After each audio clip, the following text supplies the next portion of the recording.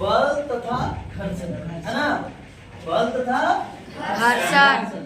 आप लोगों को पता है बल क्या होता है? किसी वस्तु पे लगाया गया, है ना, जो लोग बल लगाते हैं ताकि वस्तु एक जगह से दूसरे जगह परिवर्तन हो जाए, उसी को बल कहते हैं, है कि नहीं? यस।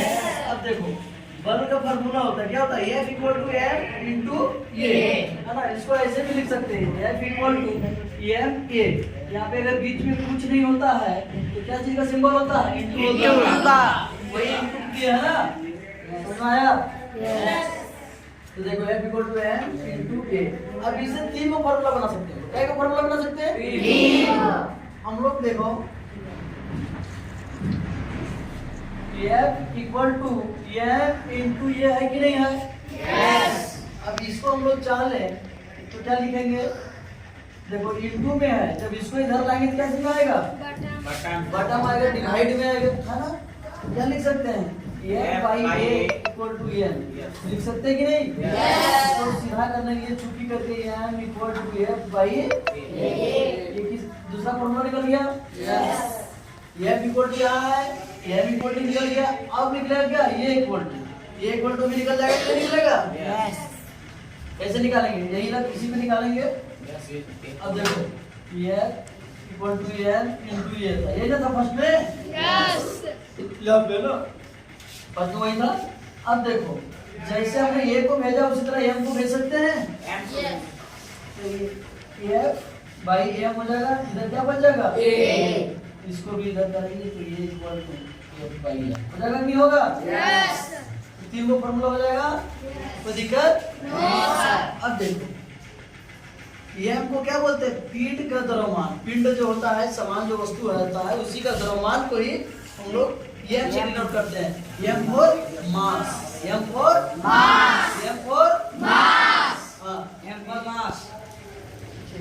अब देखो एफ से क्या होता है?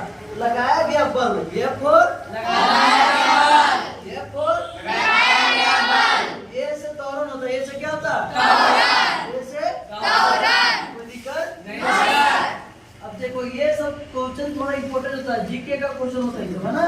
यस। जी का वैल्यू कितना होता है? इसमें देखना, जी दो तरह का होता है, एक कैपिटल एक स्मॉल। ध्यान रखिए कैपिटल का क्या होता है? 6.67 into 10 to power minus 11 n m square kilometre, है ना? कोई दिक्कत नहीं। अब छोटा जी का 9.8। देखो इसको हम लोग मानते हैं, ये परफेक्ट वैल्यू नहीं है, है ना, लेकिन अभी हम लोग मान के इसी को चलते हैं, कोई दिक्कत? इसको कैसे मानते हैं? तुम लोग जानता है कि पाई का मान होता है 22/7। अगर इसको काटते हैं तो 3.14 होता है और सारा जाता है, लेकिन एक अप्रोक्स मान के हम लोग चलते 3.14 मान के चलते हैं ना, उसी तरह इसको मान के चलते, इसको वैल्यू और भी कुछ होता है, ठीक है, लेकिन अभी हम लोग इसी पे बनाते हैं, कोई दिक्कत? P equal to m into v। जहाँ P को संवेग बोलेंगे, क्या बोलेंगे? P को संवेग। क्या बोलेंगे? P को संवेग। है ना, और m को द्रव्यमान बोलेंगे, m को क्या बोलेंगे? द्रव्यमान। v प्लस वेग। कोई दिक्कत? No sir. इस तरह इसको पढ़ेंगे।